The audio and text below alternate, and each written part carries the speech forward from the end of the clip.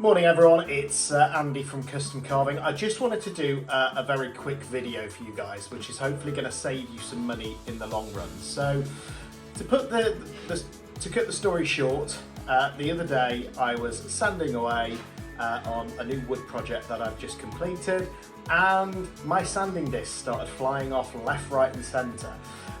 So I didn't know what was happening. It was like trying to sand with a frisbee in the end. So I did a bit of research.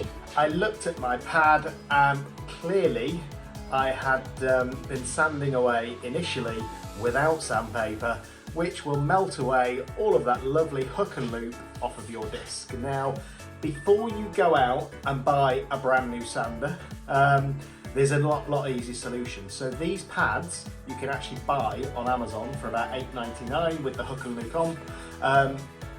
3 screws, attach it to your sander, and it solves the problem. So it's it's like a brand new sander again.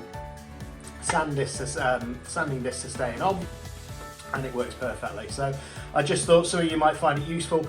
If you're finding the same thing, you put in sandpaper pads on your orbital sander and they're just flying off like frisbees, you might want to check the hook and loop on your pad, and if needs be, replace that. It's a lot cheaper than replacing the sander.